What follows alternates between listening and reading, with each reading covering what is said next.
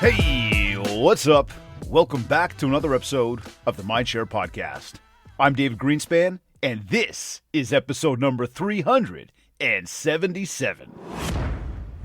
So, today I want to talk about something that's costing you, me, all of us, more than we think. And no, it's not the marketing budget, the split, the market, or the groceries, or the taxes, or the gasoline, or everything's costing us more money. But this one here, this one's a habit. Like a really bad habit. Now, I was watching The Last Dance recently. Yes, I know, I'm late. Apparently everybody watched this like 5 or 6 years ago. But anyways, just watched it. And there was this moment during one of the games that caught my attention. It wasn't the score. It wasn't Michael Jordan himself. It was the crowd. 25 years ago, different era, different jerseys, different TV production. But every single person in that arena was watching the game, like actually watching it.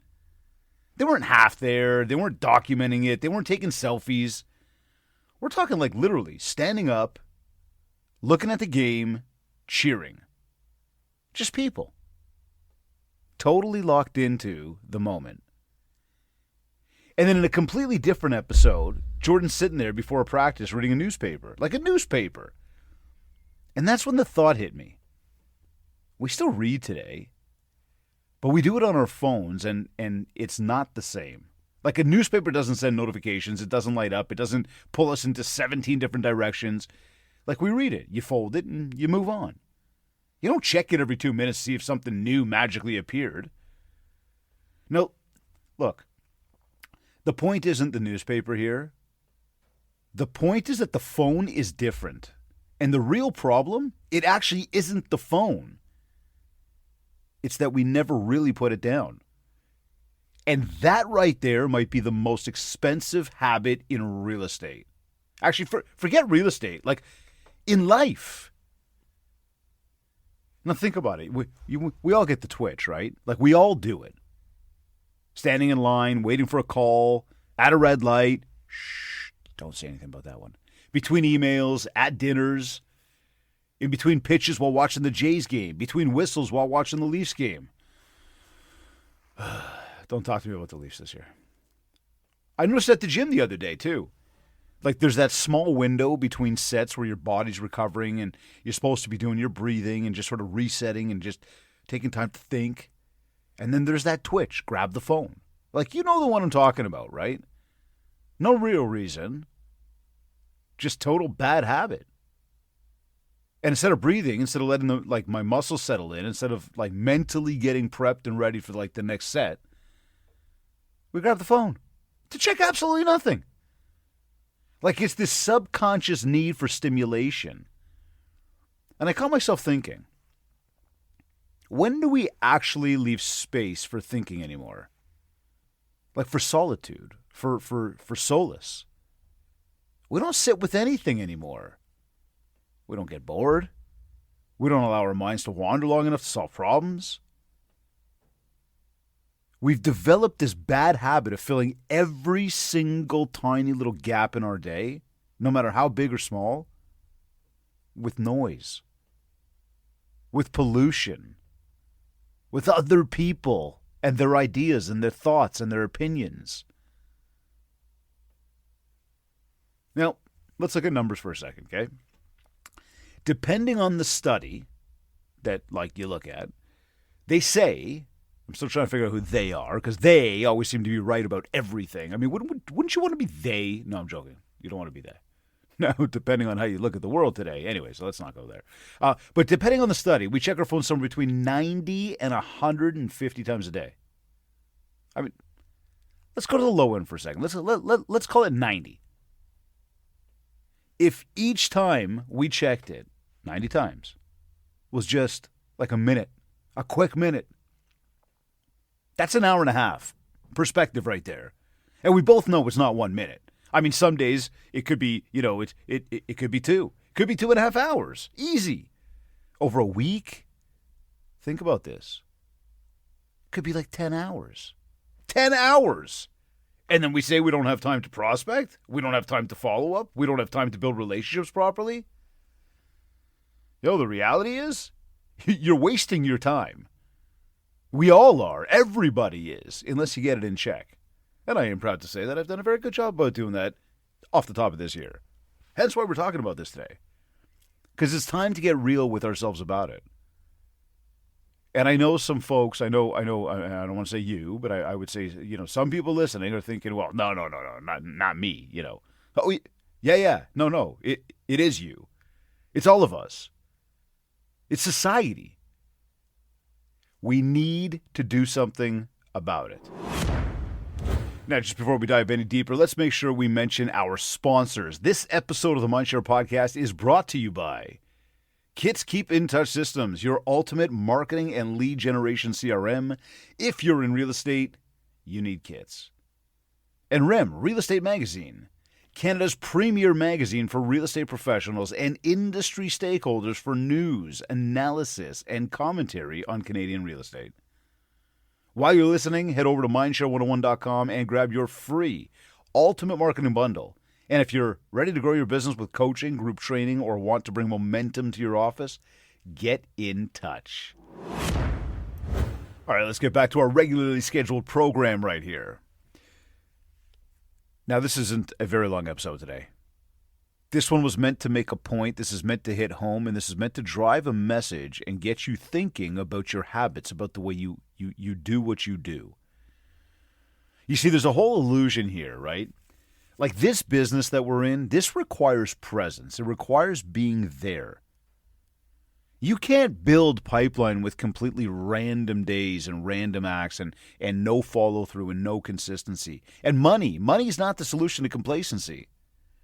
There's no way to deepen a relationship when our brain is constantly switching tabs. We're constantly looking for something else to do. Like, you cannot out-execute somebody who's locked in while you're half distracted all day long.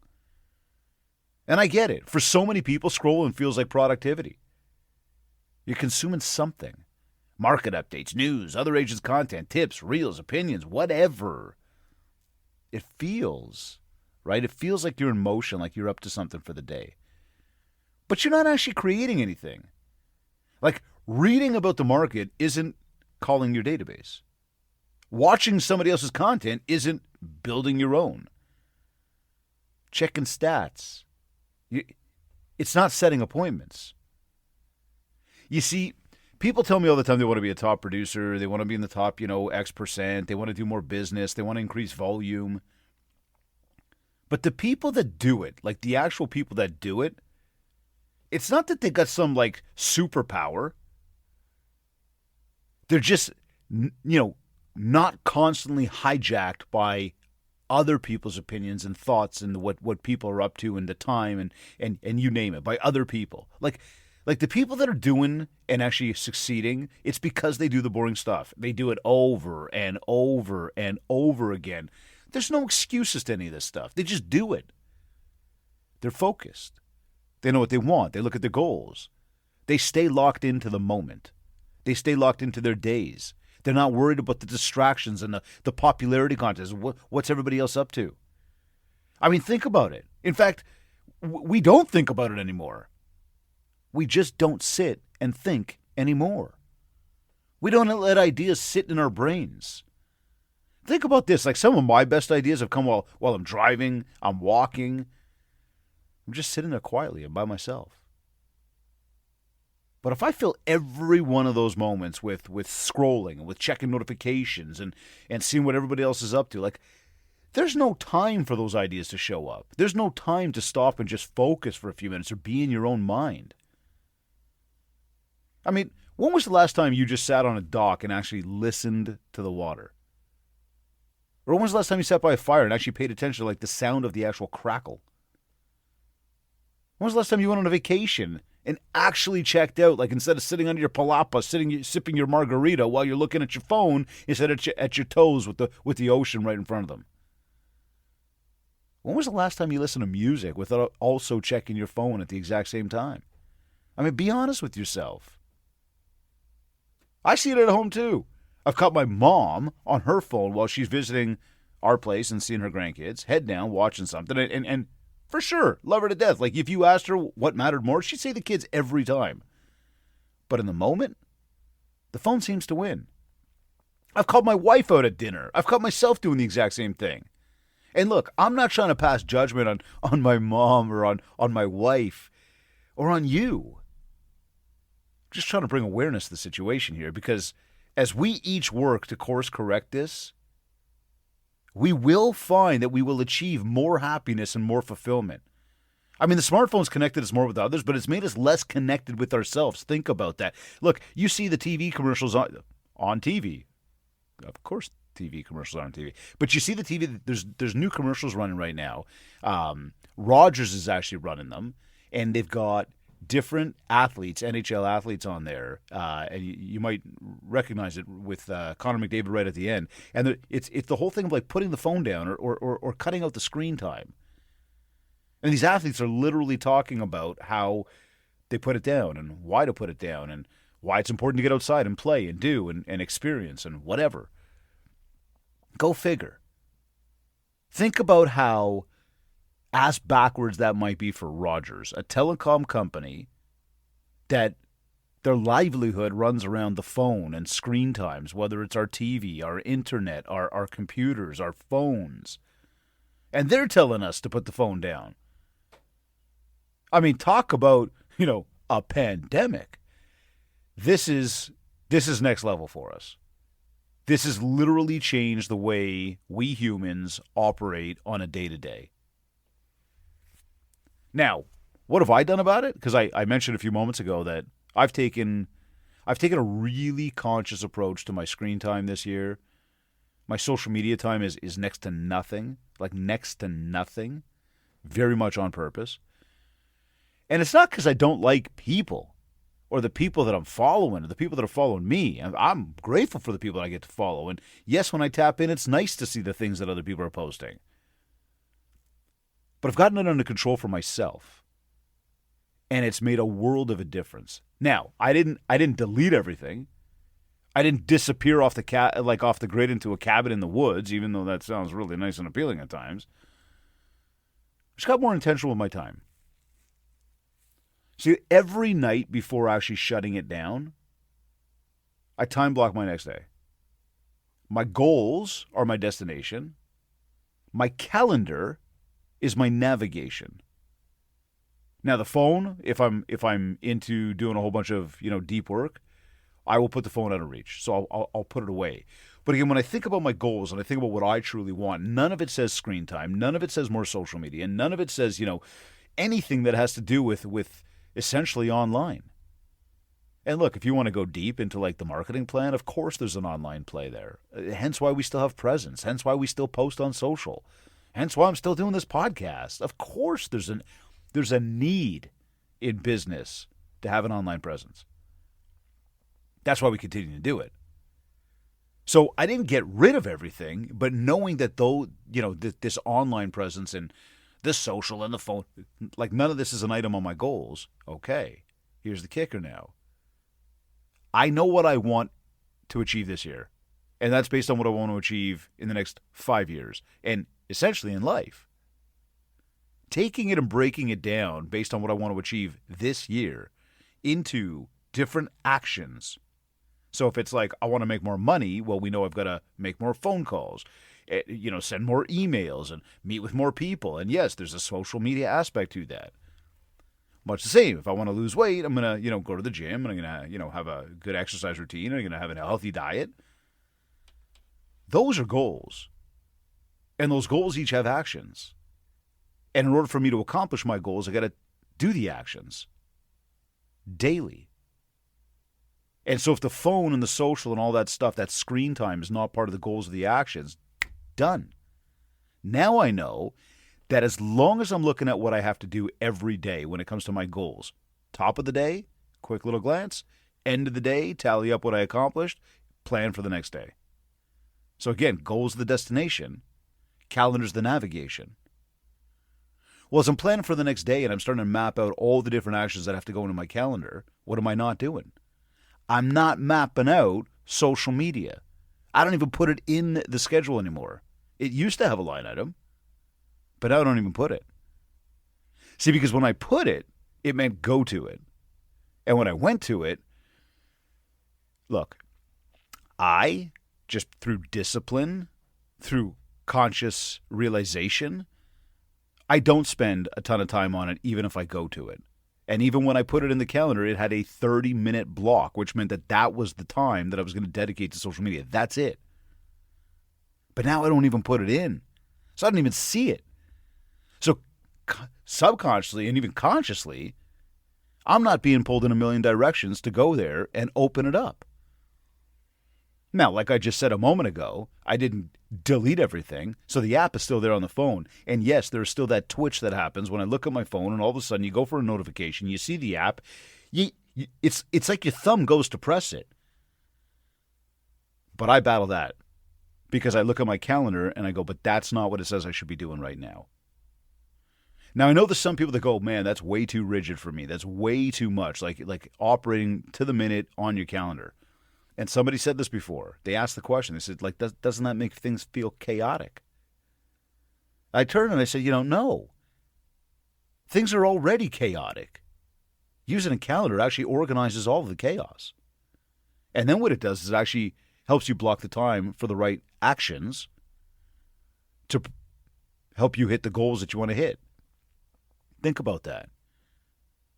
And so now I'm protecting my time and I'm investing my time into the right places. And by investing in the right places, the right results are coming back to me. See, if the phone is not there or if the action is not in the calendar, now what happens is we're very specific about what we do. We have a specific time we're going to check the email. We're not going to just check it every 2 seconds. We're not going to check it every time it goes off. Because that's going to pull us, our focus away from everything we're supposed to be doing. And again, what are we supposed to be doing? Well, what's in our calendar? Why is it in our calendar? Because it's on our goals, because that's what we ultimately want. But email gets checked at specific times. Calls get blocked in the schedule on a daily basis. Admin time to do the work that has to be done in the background, whether that's preparing a call list, preparing for a podcast, preparing for our coaching calls or our trainings or a keynote that we're delivering. I mean, there's lots of work to do. And you think about it in your world, it's like, preparing for a listing presentation, writing an offer, getting back to a client, send them a CMA, doing a report, doing some research, getting out and prospecting, making your phone calls. Like, think about the things that drive your business. Think about the actions that actually drive your revenue. Social media is not at the top of the list. Now, I know there's a few people out there, Okay. I shouldn't say a few. There are many people out there that spend a ton of time, many. When it comes to social, there's too many people out there spending way too much time on social media. Sorry, where I was going with that, though. There are people that leverage social as a main driver, a main channel for their marketing. I can understand that in 2026. I get it. I'll have some people that stand up right now and say, nah, that's where I get it. I can prove to you that's where my business comes from. And look, I'm not here to knock that. I'm not here to say it's wrong. I'm not here to say don't do it. I would say there's opportunity. Because if you go in there and we're not tapping in as much of the phone calls and the database and the relationships and doing some other prospecting, there's a world of opportunity. That's exciting. That's really exciting. So if you are one of those people going, I can't put the phone down. Do you know how much business? I make my living on social media. Okay, cool. I'm not here to tell you stop making your living.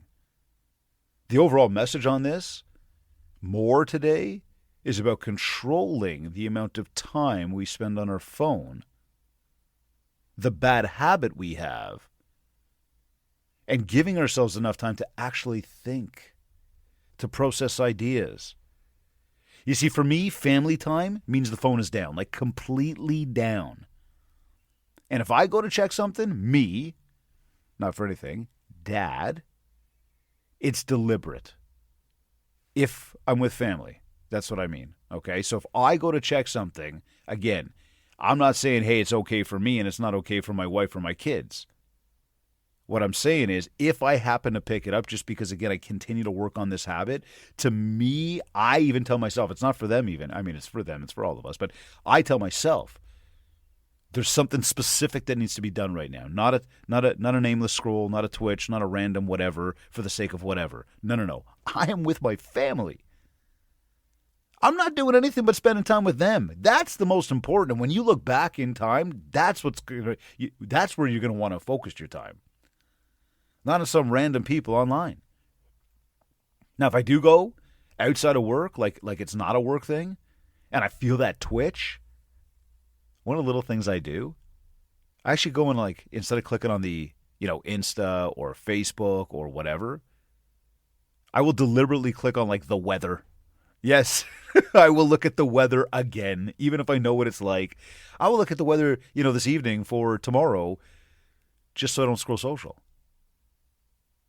But I might have already checked the weather a few times today. But again, I'll go there instead of social. I go to sports, my sports apps, like SportsCenter, the Score, or whatever you got on your phone. I'll go there and I'll read up on sports. Love to learn more about what's going on in the major leagues. I love to learn more what's going on in the NHL. Right now we got the World Baseball Classic going on. I mean, this year's loaded with sports. There's so much to read up on. Now again, because it takes more time, or more effort to actually read an article than scroll a million videos in 30 seconds, we won't sit there and spend as much time. Thing is, when you do spend the time, you're reading, it's actually better for your brain. So I'll go to sports. I'll go to the markets. Find out what's going on out there in the markets. Geopolitics, anything from stocks and ETFs and cryptos and, you name it. What's happening? What's driving the economy right now? What are some of the big highlight topics that, could impact what gas prices are going to do or anything else? But I'm not random doom scrolling. That's for sure. The biggest shift, it's about catching the trigger point. Okay, that split second where our hands start to move towards that phone. You know the one I'm talking about. Now, a habit is formed out of 3 steps: trigger, action, reward. And when you realize what the trigger is, that's where you got to pause and ask yourself, why? Because half the time there's zero reason. But that simple acknowledgement, that simple little moment where you're there and you feel it and you're going for it, even if it's in your hand and you unlock it and you're about to click on it, just ask yourself why. Why now? What am I doing? Again, half the time there is no reason. But it makes all the difference right there. Because that little pause before you tap on that app, that little pause right there is going to give you control back. And that's the moment where you look back to the calendar and you go, what am I supposed to be doing right now? And if it tells you calls or prospecting or admin time or anything else that you're supposed to be, family time, that's what you're supposed to be doing. Not doom scrolling. Not consuming content from other people for the sake of nothing. Nothing. It's not making you better. I mean, sure, there's the odd time you might be checking out a brand new recipe, which is super cool, and you want to try it with the family. Fine, I get it. Cool. Yeah, listen, I'll even tell you as part of your marketing mix, there should be a block of time in your schedule to go in and check that stuff. So I would say to you, specifically speaking, you want to control, put it in the calendar, and put social media. Maximum is 30 minutes in your day. Whether that's a 15-minute increment earlier in the day and a 15-minute increment later in the day, or one block of 30. But that's it. And it can't be first thing in the morning or last thing at night either. Again, this random looking at stuff, doing what? Is that really how you want to invest your 24 hours in your day? Like if you had $100 in your pocket, $1,000, $1 million, whatever it is, would you invest or would you take, how do I want to spin this one? If you had that kind of money in your pocket and you knew that by investing 100% of it, you could make 100% return. But if you shaved a little bit of it, say 5%, 10%, in some cases people's 20 and 30 and 40%, depending on how much time you spend online and on your phones in a day, and you took that percentage of time that you're spending on the phone out of this investment, and say it was, 30% of your time is going to the phone. Well, now you're only going to get a 70% return on the 70% you put in, or maybe 100% return on only the 70% you put in. You get the point I'm making here? I think that might have sounded totally confusing. But the point is, it's like you're not going to get as big of a return. Well, that's a bad investment.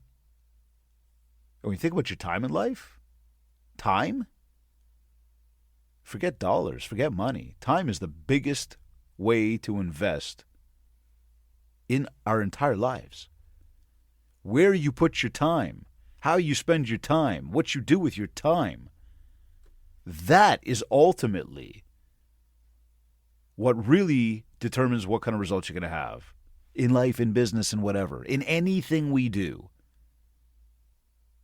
But again, randomly scrolling, looking at a phone, doom scrolling, not doing anything specific, and this could be social, this could be whatever right now, but just like randomly going through it. Why? What's it doing for you?